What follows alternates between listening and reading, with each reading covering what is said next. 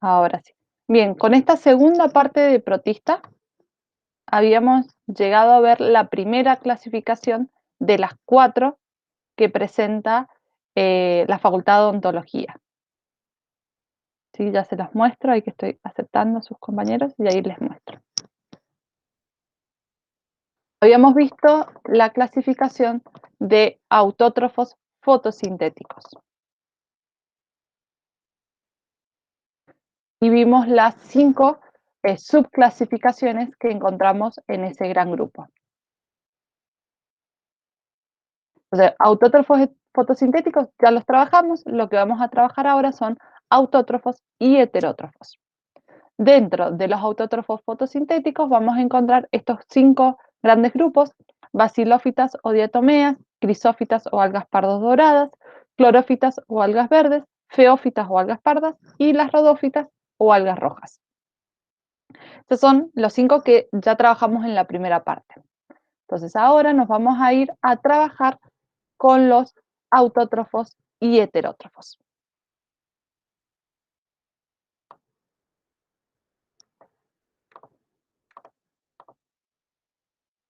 Ahí estamos. Que ahí ingresó.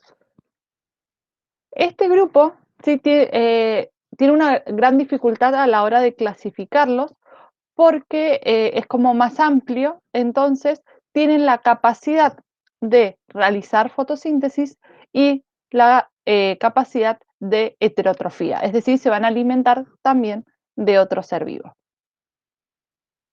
Y los vamos a clasificar, según la Facultad de Odontología, en 2 grandes grupos: los dinoflagelados pirrófitas o los eulenoides eglenófitas. ¿Sí? Esos 2 grandes grupos solamente vamos a trabajar. Entonces, los dinoflagelados o dinoflagelados pirrófitas van a ser organismos unicelulares, si haga solamente organismos unicelulares, donde algunos pueden formar colonias, otros van a vivir libremente, van a ser fotosintéticos o heterótrofos en algunos casos, la mayoría van a ser fotosintéticos, van a contener pigmentos de clorofila A y C, carotenos y distintos tipos de xantófilas como pigmentos. Van a tener como reserva lípidos y granos de almidón. Entonces, más o menos es similar a lo que hemos estado viendo, no varía mucho, varía en lo que es puntualmente lípidos y granos de almidón, pero está dentro de lo que ya hemos visto. Generalmente tienen de vida acuática, en agua dulce o salado, y los dinoflagelados o pirrófitas también tienen una gran importancia en la formación del fitoplancton, ¿sí? Hemos visto ya varias especies que pertenecen al fitoplancton. Entonces eso también sería bueno tenerlo como registrado, tener el apunte de esos organismos que son partes de los fitoplanctos. Algunos van a tener vidas libres y sésiles, es decir, casi sin movimiento. Algunos van a ser parásitos, muy pocos. Otros van a ser endosimbiontes, es decir, que van a estar dentro de una simbiosis en el interior. Por ejemplo, las zooxantelas, que van a tener una unión o una simbiosis con nidarios, moluscos, etc. Y van a vivir en el interior. Por eso se denomina endosimbiontes. La reproducción va a ser asexual y va a tener una reproducción longitudinal. Es decir, se va a dividir por la mitad generando 2 nuevos individuos. Va a duplicar su material genético de un individuo, duplica su material genético y se divide por la mitad. Y eso como habíamos visto. Características generales es que van a tener generalmente flagelos, 2 en la mayoría, y se van a encontrar en los extremos. Tienen vesículas con placas de celulosa impregnadas de silicatos, es decir, tienen en el interior algunas vesículas con silicato y esas vesículas le va a dar una mayor protección. Estas imágenes están en el cuadernillo de ustedes, que son tomadas de Curtis. Después tenemos unas estructuras de defensas que poseen, que son filamentosas, que se llaman tricocistos. Esas estructuras van a ser expulsadas en algún momento si el organismo se encuentra o reconoce que se encuentra en peligro. Van a tener núcleos, con respecto al núcleo, van a ser dinocarion, es decir, los cromosomas van a estar condensados con una alta concentración de ADN y sin histonas, a diferencia de lo que habíamos visto en general. Van a tener la mitosis por dinamitosis, es decir, cromosomas anclados a la membrana nuclear, la cual no se va a desintegrar. Por lo tanto, cuando se produce la mitosis, la membrana nuclear permanece y los cromosomas van a estar anclados de ellos. Eh, Muchos tienen la capacidad de ser bioluminiscentes, es decir, que iluminan parte o tienen colores como fluorescentes cuando se observan, y algunos pueden producir o atacar el sistema nervioso de los peces y moluscos, produciendo una intoxicación paralítica, es decir, van a provocar una insuficiencia respiratoria en mamíferos que los consumen. ¿Por qué? Porque los dinoflagelados, son los responsables de lo que nosotros conocemos comúnmente como marea roja, ¿sí? Quizás que no se les confundan, porque una vez que nosotros pensemos quizás marea roja, se nos vienen más las algas rojas, pero no, son los dinoflagelados que van a liberar una toxina. Esa toxina va a afectar el sistema nervioso de los peces y los moluscos, y cuando el ser humano lo come, va a producir en el ser humano una intoxicación paralítica, es decir, nos va a paralizar, y al paralizarnos no nos permite los movimientos de nuestra caja torácica y nos evita o no nos permite la respiración. Entonces, por eso es muy importante no consumir estos tipos de animales cuando estamos en marea roja. ¿Seguimos?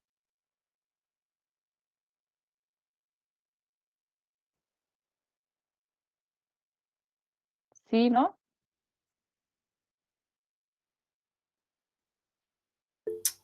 Perfecto. Continuamos entonces. Y el otro grupo que dijimos dentro de estos autótrofos heterótrofos, vamos a tener a los que llamamos eulenoides o eulenofitas. Van a ser unicelulares también, van a ser algunos autótrofos, a través de los fotoxótrofos, es decir, van a realizar la fotosíntesis de manera especial, y algunos van a ser mixótrofos. ¿Qué quería decir esto? Que tienen la capacidad de hacer fotosíntesis y de ser heterótrofos. Para los que realizan fotosíntesis van a utilizar pigmentos como clorofila A y B, y además van a tener carotenos y xantófilas, y en especial este tipo va a tener un cloroplasto con una membrana triple, ¿sí? Nosotros los cloroplastos de las plantas, o el cloroplasto típico, tiene una doble membrana, en este caso va a tener una membrana triple, que es diferencia al resto de los que realizan fotosíntesis. Todos los que hemos visto en este grupo que realizan fotosíntesis lo hacen a través del cloroplasto porque tienen células eucariotas. Y la reserva es un polisacárido puntual que solamente vamos a encontrar en estas especies, en este grupo, que se llama paramilo. ¿Sí? Es muy puntual o muy específico de estos tipos de organismos.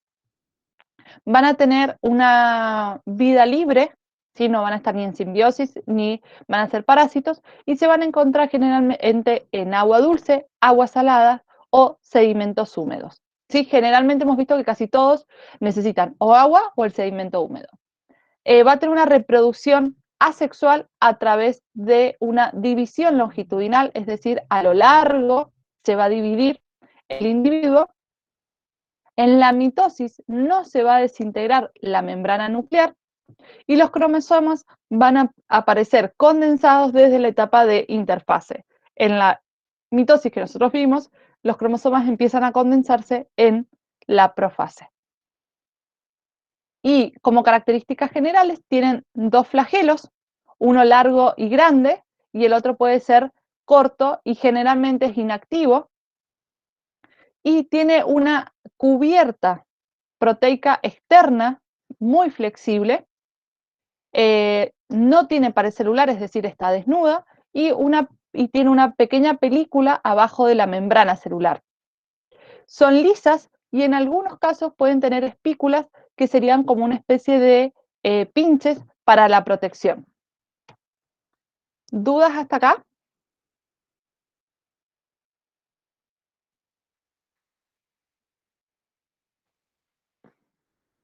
¿Seguimos?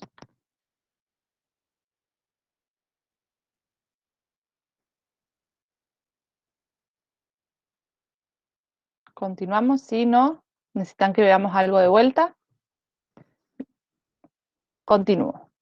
El otro grupo que habíamos visto, vuelvo así vamos, voy y vuelvo así nos vamos como ubicando lo que ya hemos trabajado.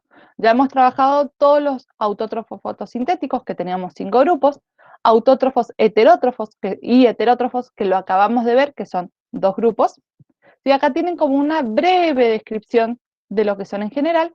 Y ahora vamos a trabajar los heterótrofos multinucleados y multicelulares, que estos poseen 3 clasificaciones.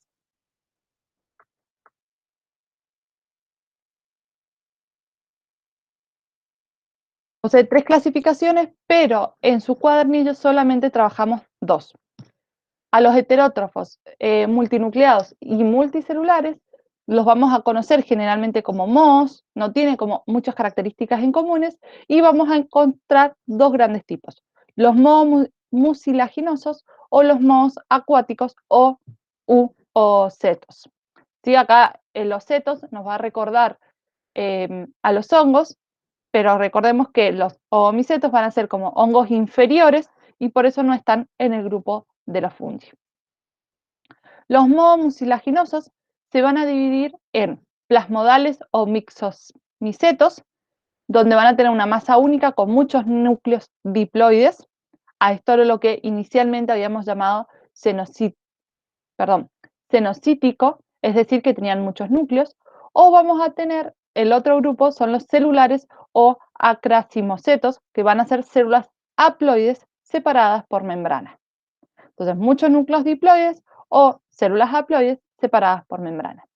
Van a ser heterótrofos, van a poseer mitocondrias tubulares con crestas ramificadas. Las que hemos visto en las células eucariotas no son tubulares, sino que es como más forma elíptica, en este caso van a ser tubulares.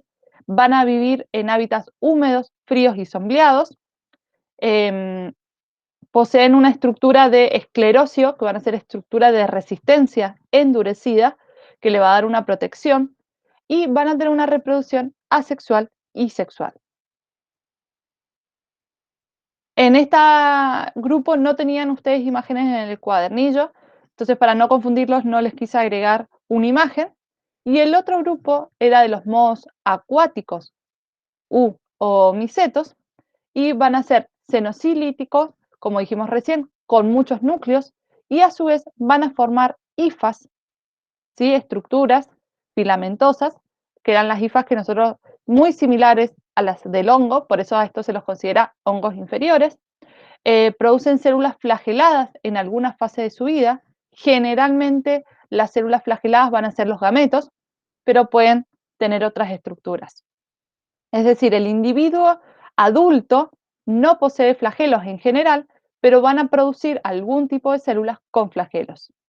Tiene una pared celular variable, puede ser de celulosa, como las plantas, de quitina, como los hongos, o puede tener ambas paredes celulares o ambos componentes en sus paredes celulares. Van a vivir como saprófilo, es decir, van a vivir sobre tegumentos muertos y se van a alimentar de esos seres vivos que están muertos, o como parásitos, la minoría, pero vamos a tener algunos parásitos que, a diferencia de los saprobios, los parásitos se alimentan o viven en animales vivos. Los saprobios ya se alimentan de animales muertos. Y con respecto a la reproducción, va a tener una etapa de reproducción asexual, donde se van a formar esporas y gametos, perdón, y cada uno de esos gametos van a tener 2 flagelos cada uno, y vuelvo, perdón, la reproducción asexual va a ser a través de esporas y la reproducción sexual a través de gametos. Los gametos se van a formar en una estructura que los llamábamos gametangios. Si ustedes se acuerdan, en el reino fungi también teníamos estas estructuras de gametangios donde se van a guardar las gametas y cuando ya estén maduras o las condiciones sean adecuadas van a liberar. Y la reproducción asexual va a llevarse a cabo a través de esporas que generalmente tienen dos flagelos.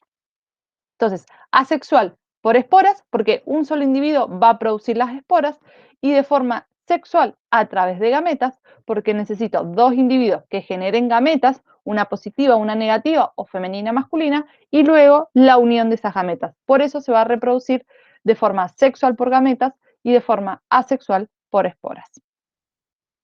¿Dudas hasta acá? Sí, profe, yo tengo una duda. Te escucha vos. Respecto a la parte de mohos mucilaginosos y Sí, mohos acuáticos, no entiendo bien el tema en qué momento usan su reproducción tanto sexual como sexual. bien, los mohos mucilaginosos, como todos los seres vivos, eh, o todos los seres vivos que tienen la capacidad de alternar, es decir, van a tener alternancias de generaciones, cuando las condiciones no son favorables, ¿sí? Por ejemplo, hay poco alimento o hay muchos depredadores, ¿qué es lo que va a optar el organismo? Reproducirse de manera asexual, para no gastar tanta energía. Porque una manera sexual necesito un solo organismo y generalmente dejo mucha descendencia. Y cuando las condiciones sean adecuadas, haya variedad de individuos, van a elegir reproducirse de manera sexual. ¿Por qué? Porque de manera sexual yo tengo que formar gametas y esas gametas se tienen que unir a las gametas de otro individuo. Entonces, si yo vivo en una población donde hay alimento, las condiciones son buenas y hay otros organismos alrededor de mi misma especie, voy a generar o me voy a reproducir de manera sexual para que cuando yo forme mis gametas aseguren que se van a unir a otra gameta y puedan generar un nuevo individuo. Pero para formar las gametas gasto mucha energía. Entonces necesito asegurarme que el medio sea positivo para mí, es decir, que yo tenga mucho alimento y tenga otros seres vivos para interaccionar. ¿Sí? ¿A eso ahora sí hago? O no sé si era más puntual tu pregunta. No, no, ahora sí, profe, ¿Sí? gracias. De nada. ¿Alguna otra consulta de este tercer grupo o de los anteriores? ¿Continuamos?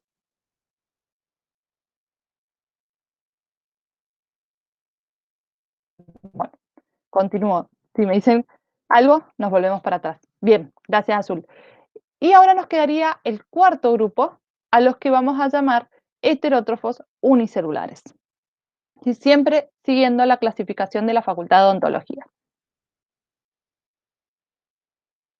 Los heterótrofos unicelulares los vamos a conocer o generalmente son conocidos como protozoos. Estos son los que se consideran o se pueden considerar en forma general como animales inferiores y se van a distinguir principalmente por su forma de locomoción, es decir, dependiendo de cómo se desplazan, se van a ir clasificando. Y a su vez tenemos 5 grandes grupos: zooflagelados o mastigáforos, ameboides o sarcodinos, ciliados o xilóforos, o palínidos y esporozoos. ¿Sí? Son los 5 grandes grupos de heterótrofos unicelulares y se van a ir clasificando principalmente por su forma de locomoción. Entonces, los primeros, zooflagelados o mastigoforos. El nombre nos va a ir diciendo flagelados, es decir, que van a tener flagelos. Entonces, se van a desplazar a través de los flagelos y van a tener generalmente o un flagelo o dos flagelos, como vemos acá en esta imagen. Y la capacidad que tienen es que pueden ondular su membrana celular y esta ondulación de la membrana celular le va a permitir una mayor desplazamiento, movilidad, porque van a ir la movilidad del flagelo más la membrana celular, entonces esto le permite una mayor movilidad o una mayor velocidad. Tenemos de distintos tipos, por ejemplo, los parásitos, que van a ser la gran mayoría, de los cuales muchos parásitos son del ser humano, y otros van a vivir en vida libre en aguas dulces o saladas. Entonces, o son parásitos o en vida libre en forma acuática, en los dos tipos de agua. La reproducción va a ser de forma asexual por fisión binaria, es decir, se va a dividir por la mitad, el microorganismo va a ser una copia y se va a dividir por la mitad. Esa es la más típica, pero en algunas ocasiones tienen la capacidad de reproducirse de forma sexual por singamia, es decir, por la unión de los gametos, por fecundación. Y este grupo tienen una única mitocondria tubular, que era similar al de los mohos, que va a ser grande y va a contener una gran cantidad de ADN y proteínas asociado a los cinetoplastos. Los cinetoplastos van a ser estructuras internas de la célula, de este tipo de célula, que va a permitir su reproducción. Entonces, todas las mitocondrias tienen ADN en su interior, pero este grupo tiene como una gran cantidad, ¿sí? Tienen demasiado ADN a comparación del resto de las mitocondrias. Como dijimos, estos organismos son muy parásitos del hombre o tienen grandes representantes que generan enfermedades muy conocidas o muy graves, donde podemos encontrar tres grandes grupos o tres grandes grupos que vamos a trabajar nosotros. Las leishmanias, que va a producir leishmaniasis, que va a utilizar a los mosquitos como vector, es decir, los mosquitos que hematólogos que consumen sangre van a ser los que lo van a transportar, no cualquier mosquito, sino los mosquitos pertenecientes a los géneros Plemotomus o Lutzomia. Esos dos mosquitos van a transportar este parásito en el cual al mosquito no le va a generar síntomas, pero si no nos transmite al ser humano, nos va a generar úlceras cutáneas, inflamación grave del hígado y del vaso. ¿Sí?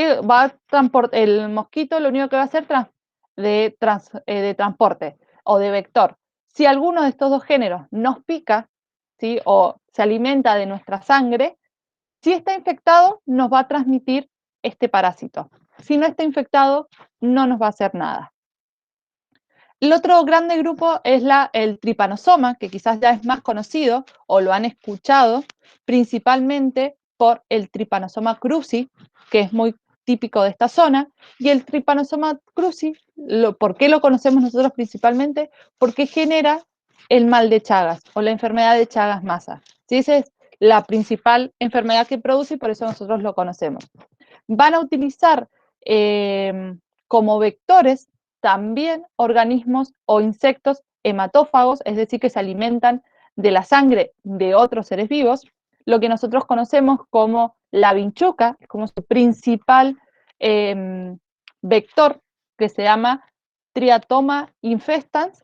Después tenemos otras especies como Rhodnius prolixus, Triatoma dimidata y Panstrongylis mengistus, van a ser otros insectos que nos produce, que son transportadores o vectores de este Trypanosoma cruzi. Entonces, cuando ingresa en nuestro organismo o en otro mamífero o en otro organismo superior, en los insectos no les va a hacer nada, nos va a generar hepatomegalia, es decir, un descontrol en los vasos sanguíneos, cardiomegalia, daños en el corazón, y nos va a afectar en el sistema nervioso periférico, porque lo que va a quedar, este tripanosoma se va a desplazar a través de nuestra sangre. Entonces, nuestra sangre, como va a llegar a todas las partes de nuestro cuerpo, va a generar daños en el corazón, directamente en el tejido, y daños en el sistema nervioso periférico.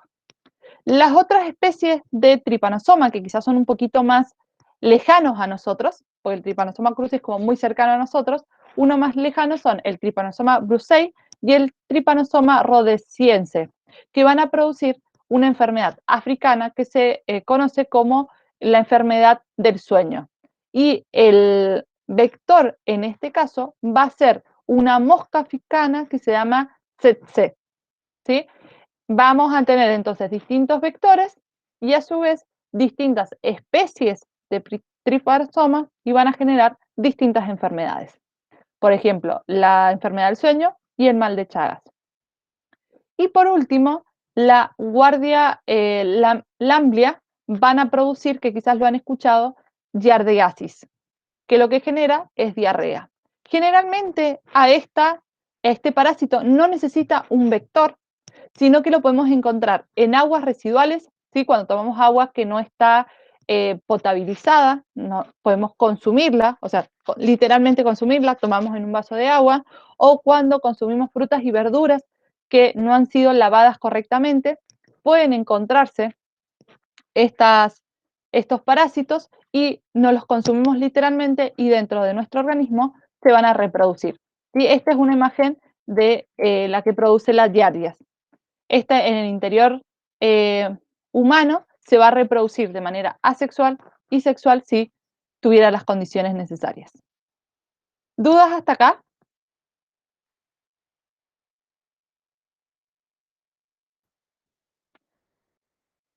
Entonces, póngale mucha atención o mucho foco a esta parte, ¿sí? A las infecciones que le genera al hombre, qué síntomas y qué enfermedades, qué vectores, porque muchas veces se hacen a veces las preguntas de combinan el vector con el parásito.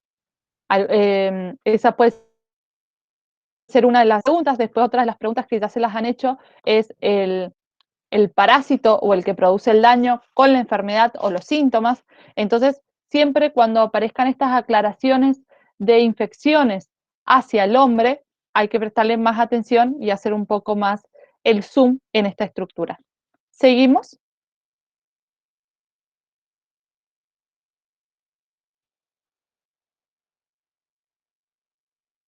¿Sí? Bien, perfecto. El siguiente grupo son los que se conocen como ameboides o sarcodinos.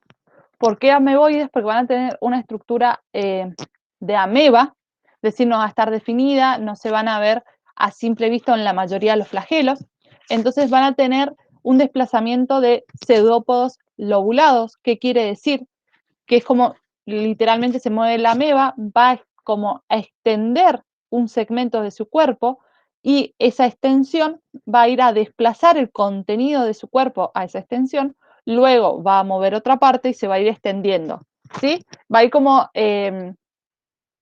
una forma como de gelatina, va a ir como ubicando distintos lugares. Entonces, a medida que ancla hacia adelante, va a mover todo su cuerpo hacia adelante. Después vuelve a desplazarse, vuelve a mover sus cuerpos. A eso es lo que quiere decir.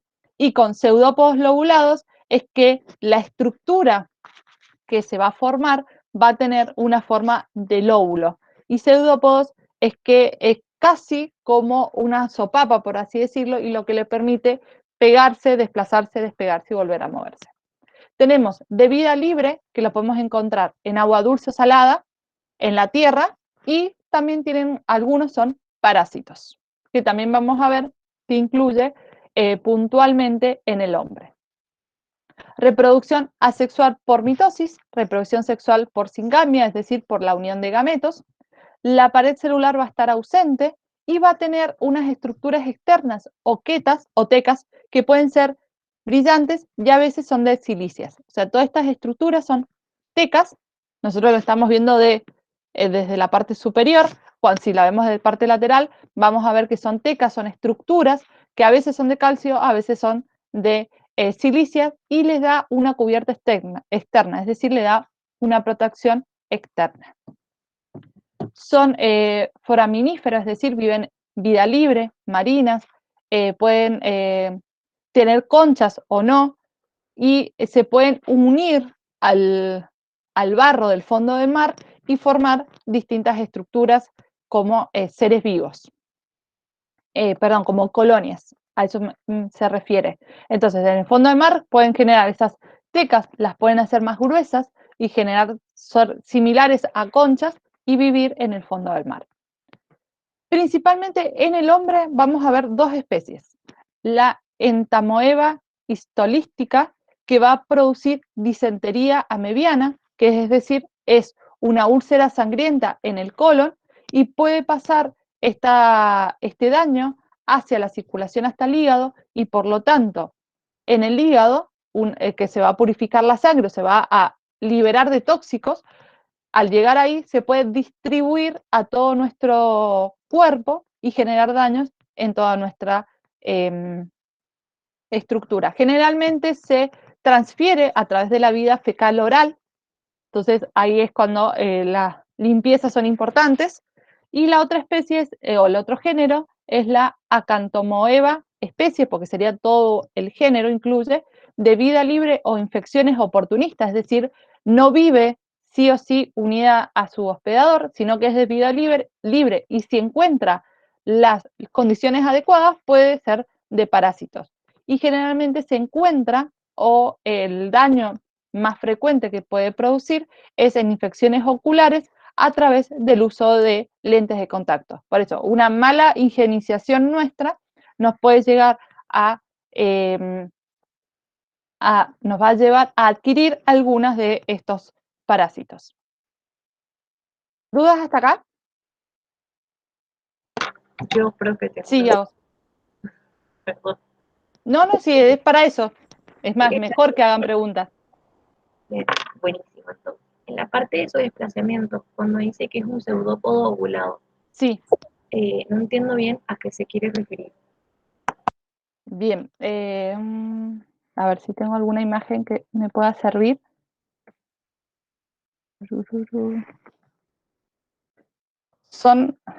Voy a buscarte una imagen porque va a ser más fácil explicarte con la imagen. Ahí encuentro.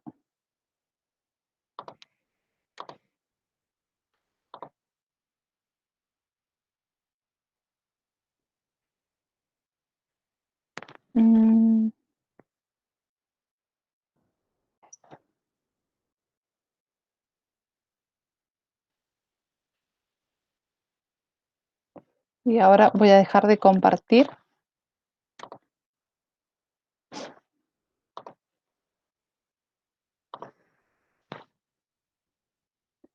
Segundos, ahí está. Ahí están viendo la pantalla.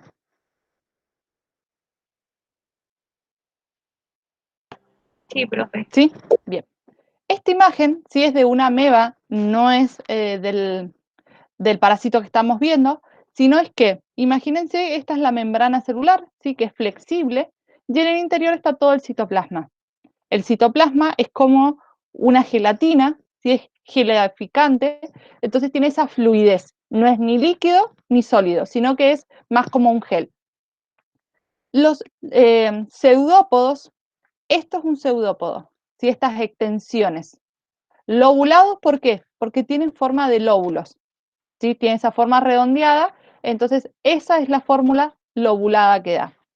Este individuo, para desplazarse hacia acá, ¿sí? Hacia adelante, lo que va a hacer va a extender estos lóbulos y lo que permite eso es como adherirse a otras partes y como que se va a arrastrar.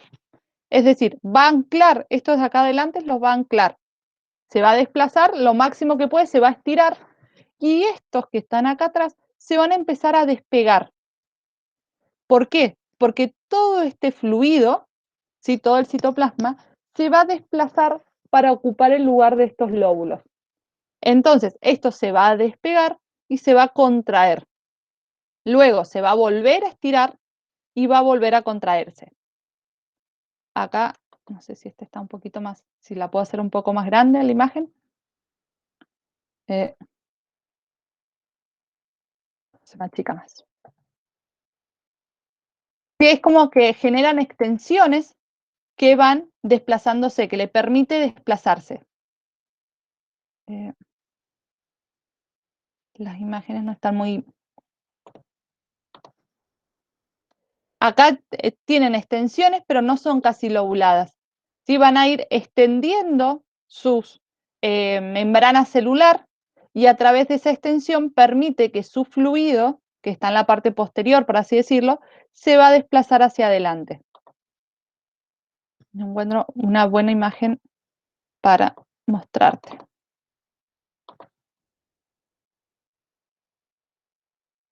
Pero ese sería el movimiento que tienen. Estos lóbulos se van a ir desplazando y permite que el resto de su cuerpo se desplace hacia adelante. Es como que hacemos un anclaje. No.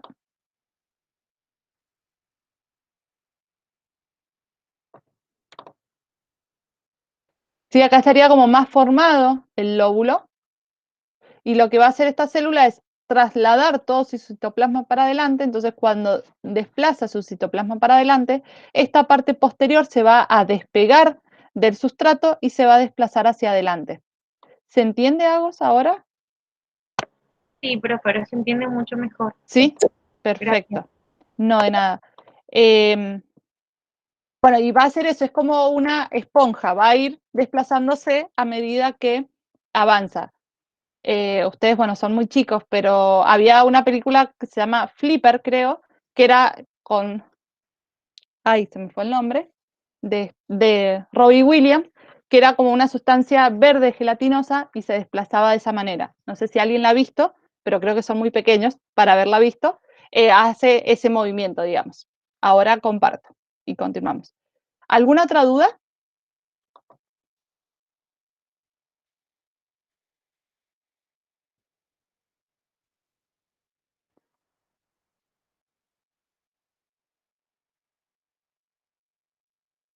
No, bien, perfecto. Continuamos entonces. Ahí ya están viendo la presentación, ¿verdad?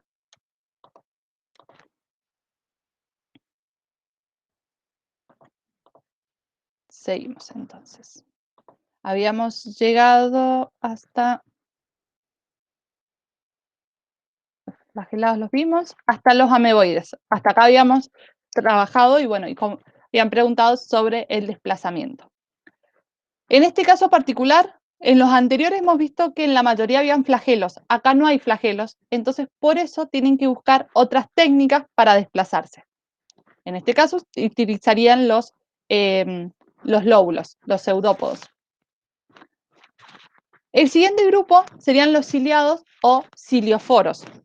El nombre, ¿qué nos dice? Que van a tener cilios.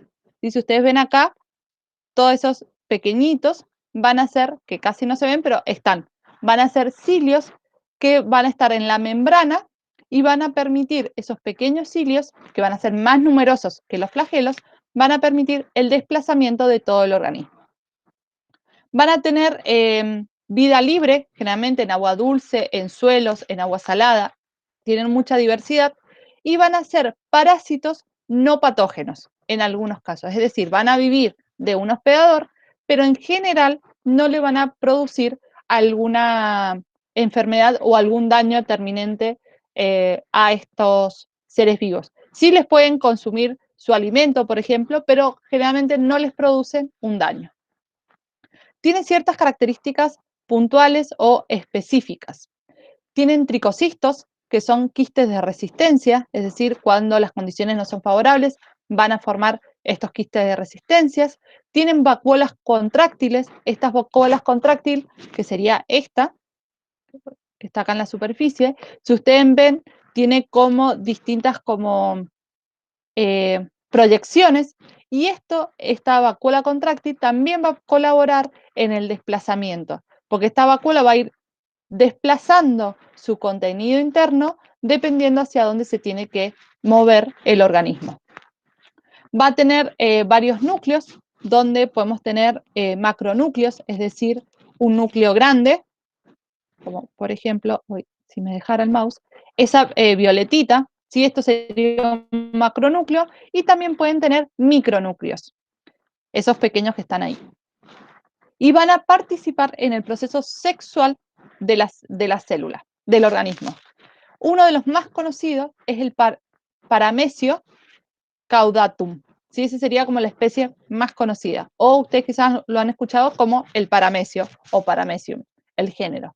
Van a tener una reproducción asexual por fisión binaria, es decir, van a dividir por la mitad su organismo, y van a tener también una reproducción sexual por conjugación. Se van a unir a otro organismo, ¿sí? A otro ciliado y van a generar un intercambio de materiales genéticos. Acá abajo también tenemos otra vacuola contráctil y acá vemos que esas proyecciones son un poquito más gruesas en comparación de esta, que quiere decir que acá está moviendo su contenido interno para permitir que el paramecio pueda desplazarse o hacia adelante o hacia atrás según las condiciones. Esto colaboraría a los cilios.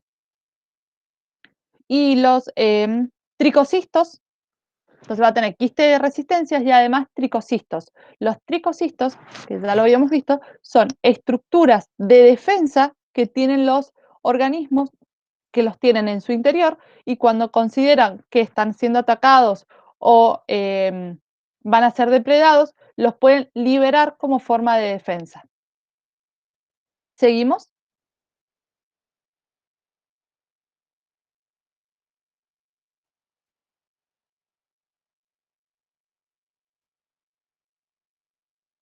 Sí, profe. Sí, perfecto. El otro grupo que teníamos eran los opalínidos, que tienen un desplazamiento flagelar, es decir, a través de los flagelos. El hábitat se va a encontrar en los extractos digestivos de sapos, ranas, reptiles y peces, generalmente no en el ser humano, lo que no quita que nosotros los podamos consumir cuando consumamos algunos de estos seres vivos. Van a tener al menos 2 núcleos en general y van a tener una reproducción asexual siempre y a veces una reproducción sexual dependiendo de las condiciones. Es como muy general, no hay mucha información en detalle porque como no afecta de forma directa al ser humano, solo se menciona. Pues tenemos los esporozoos, donde vamos a tener un desplazamiento por flexión. Por lo tanto, no van a tener ni cilios ni flagelos, es decir, van a ir como desplazándose a través de la flexión del cuerpo, van a transportar todo su citoplasma hacia adelante, se van a contraer, como los pseudópodos, pero a diferencia de los pseudópodos, acá van a desplazar todo su cuerpo. En cambio, en los pseudópodos, lo que hacía era ir formando algunas extensiones. Acá van a desplazar todo su cuerpo. Van a ser parásitos intracelulares o extracelulares, es decir, van a vivir dentro de células o fuera de las células. Tienen ciclos de vida complejos porque van a tener alternancia de generaciones, van a tener momentos de reproducción sexual y momentos de reproducción asexual. Y también tienen la capacidad de generar esporas de resistencias. ¿Sí? Por eso es, en parte el nombre esporo viene de las esporas. Y zoos es que tiene un desplazamiento. En el hombre tenemos un ejemplo particular que es el plasmodium, que va a producir el paludismo o malaria, y esta enfermedad va a ser transportada nuevamente por un mosquito, en este caso las hembras del género Anopheles, y esta, esta hembra o este mosquito puede transportar varias especies. El paludismo vivax, el ovale, el malaria o el falciparum. ¿Sí? Que este último sería un plasmodio letal para el organismo, para el ser humano. Es decir, para el mosquito no le va a generar ningún daño, pero el mosquito lo va a transportar hacia nosotros y cuando nos transporte hacia nosotros es cuando nos va a producir el paludismo, la malaria u otras enfermedades que en algunos casos pueden ser fatales para el ser humano. Entonces, vamos a ver ahora, todos estos son distintos esporozoos que se van a transportar. Todo esto es del género Plasmodium, perdón. ¿Hasta acá alguna duda?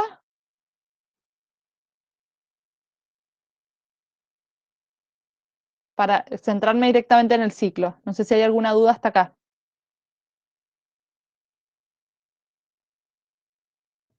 ¿Seguimos? Bien, perfecto. Acá vamos a tener, dijimos que el parásito tenía una especie de ciclo complejo, es decir, por momentos va a ser un ciclo sexual y por otros momentos va a ser un ciclo asexual. Y a su vez, para transportarse necesita de vectores, principalmente el mosquito Anopheles, que va a ser la hembra. En el macho no se va a, a transportar. Va a tener una fase sexual, que es la parte superior, y una parte asexual. La parte sexual se va a llevar a cabo en el mosquito, ¿sí? En el único lugar donde se puede llevar a cabo va a ser en el interior del mosquito. Y la parte asexual va a ser llevada a cabo generalmente en un segundo hospedador, o hospedador final, que va a ser el hombre, ¿sí? Pueden haber otros mamíferos, pero el principal afectado va a ser el hombre. Entonces, la hembra de alguna manera contrajo a ese parásito, lo tiene en su interior. Perdón, que se me fue la diapositiva.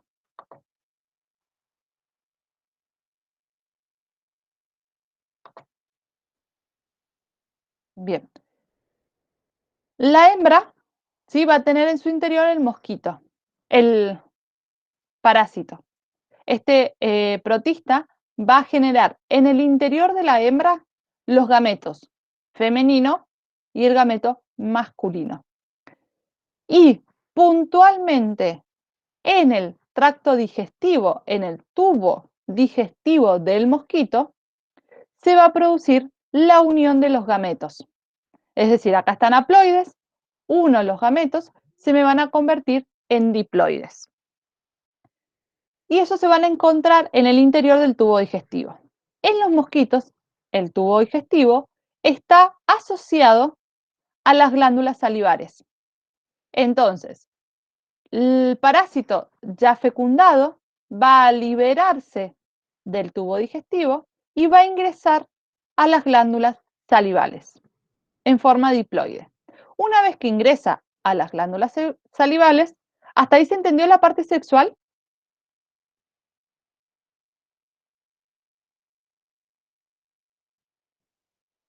¿Sí? Perfecto. Entonces va a quedar en las glándulas salivales. Cuando el mosquito pica a una persona, si en este caso hablamos puntualmente de las personas, lo que va a hacer al picar o consumir nuestra sangre, va a transmitir parte de su saliva. Esa parte de su saliva va a contener organismos de Plasmodium. Entonces, una vez que consumen nuestra sangre, va a estar en el torrente sanguíneo, nos va a dejar restos de este parásito y a través de los capilares de los vasos sanguíneos se van a desplazar por todo nuestro cuerpo.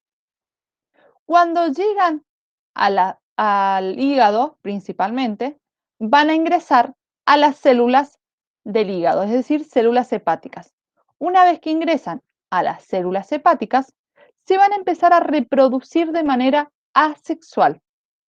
Una vez que se reproducen de manera asexual, cuando tienen muchos organismos en su interior o ya no se puede seguir reproduciendo, lo que va a hacer es romper esa célula del hígado.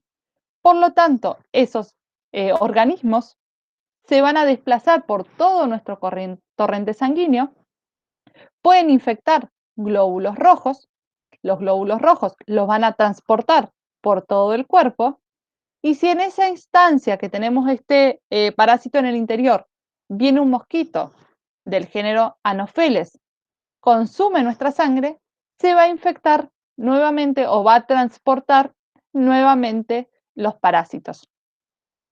Entonces, como en este caso son diploides, van a tener la capacidad de realizar los gametos y por lo tanto la reproducción sexual.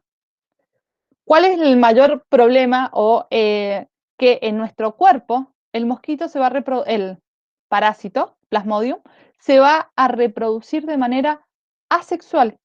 Por lo tanto, nos va a infectar mucho más rápido que de manera sexual.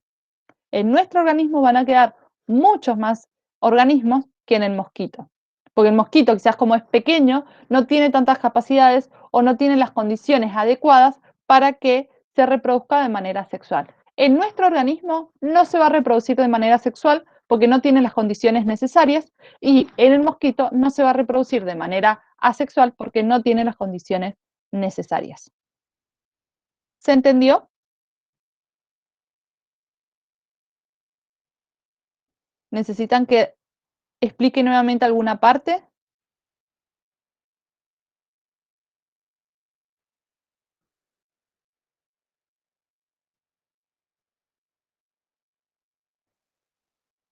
¿Alguna duda?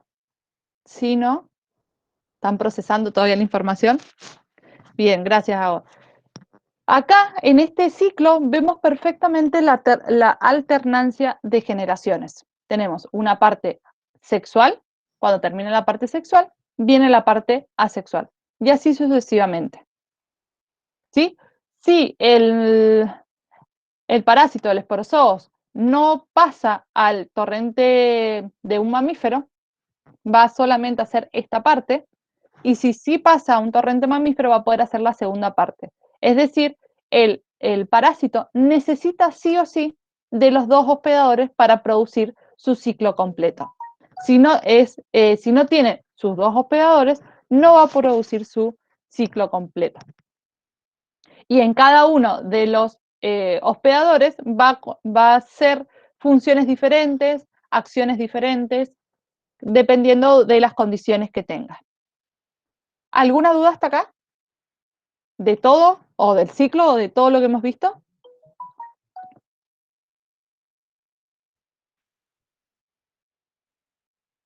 ¿Sí, no?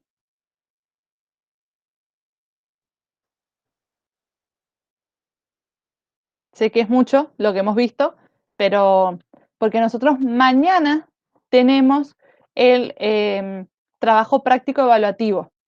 Lo vamos a tener en el Moodle. Mañana nosotros nos encontramos a las 10 de la mañana. Vamos a tener la primera parte, el trabajo práctico evaluativo, y la segunda parte vamos a revisar todo el trabajo práctico evaluativo. Hasta acá hemos llegado de teoría. ¿Qué es lo que tendrían que ponerse a sí? Consulta. Mañana nosotros tenemos algunos presencial. ¿Cómo sería entonces en ese caso? Bien, entonces, los que tienen presencial, ustedes mañana en presencial tienen que rendir la unidad 8, 9 y 10, si no me equivoco, ¿verdad? Sí, profe. Bien, ¿qué es lo que van a hacer? Van a ir su día presencial y después van a tener, o en la tarde o en la semana, van a resolver su trabajo práctico evaluatorio en el Moodle. Y la revisión del trabajo práctico evaluatorio que vamos a hacer mañana con el resto, con los compañeros que vengan de forma virtual, va a quedar subida en la página, en YouTube. Entonces, si tienen alguna duda, lo pueden ver, y si aún viendo el video y todo les quedan dudas, la semana que viene, que es miércoles, lo podemos volver a ver a estas dudas. O sea, van a tener que resolverlo en horario extra del instituto, digamos. Ah, bien, perfecto. ¿Sí? Entonces, mañana, para que los que estén rindiendo estén tranquilos, ¿qué es lo que vamos a hacer con los que estén de forma virtual? Van a resolver el TPE, y segunda parte vamos a revisar el TPE. La segunda parte va a quedar grabada como todas las revisaciones de los TPE y se va a subir el video. Entonces, lo que no los han hecho en el momento, lo resuelven después, y si les queda duda, tienen el video del TPE para sacarse las dudas. Si siguen teniendo dudas, el miércoles que viene las vemos. ¿Sí?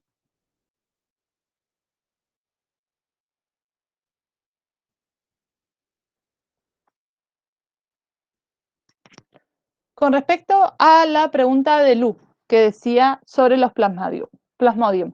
Voy a revisar un segundo si el cuadernillo les da más detalle, pero no.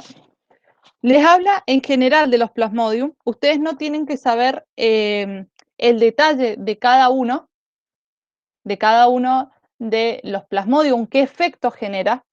Lo único que tienen que saber es que el Falciparum es letal, los otros no son letales, ¿sí? Porque les pueden decir, bueno, ¿cuál de los siguientes esporozoos es letal? Entonces, el falciparum es letal, esa es una cosa que sí tienen que saber. Después lo otro que tienen que saber es el ciclo de vida del Plasmodium vivax. ¿Sí? Todo este detalle o el Plasmodium está detallado en el cuadernillo, tienen este ciclo. En general es lo que van a hacer los tres Plasmodium, los cuatro Plasmodium van a tener este ciclo. Van a tener en un vector la parte sexual y en el ser humano la parte asexual. Ustedes con que sepan bien el del ciclo del vivax es suficiente y que sepan que estos cuatro plasmodium pertenecen a los esporozoos y tienen alternancia de generación. No tienen que saber puntualmente qué produce. Silu, ¿respondo tu pregunta? En su cuadernillo tienen explicado el ciclo de forma general, como plasmodium general, y después tienen esta imagen que es puntual del vivax. Pero si no, con que estudien en forma general y bueno, sepan estas pequeñas diferencias del vivax y que el falciparum es letal, con eso estaría. Porque no lo desarrolla, digamos, en odontología. Por eso quería revisarlo por las dudas, para darle la información del todo correcta. ¿Alguna otra consulta?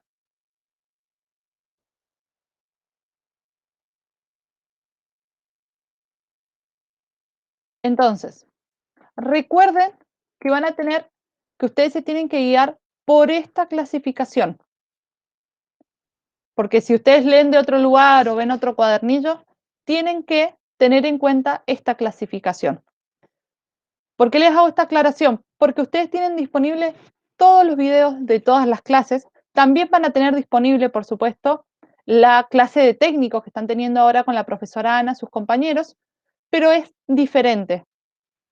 Entonces, para que no se basen o en videos o en apuntes que no es de ustedes, los otros han sido casi prácticamente idénticos. Estos los ven de puntos de vista totalmente diferentes. Entonces, no quiero que se confundan, sino que trabajen puntualmente con odontología.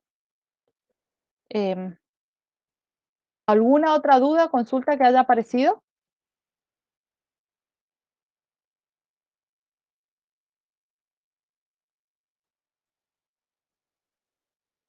¿Qué es lo que vamos a hacer entonces? Si no hay más dudas, vamos a... nos quedan 15 minutos de clase. Ustedes tienen su trabajo práctico de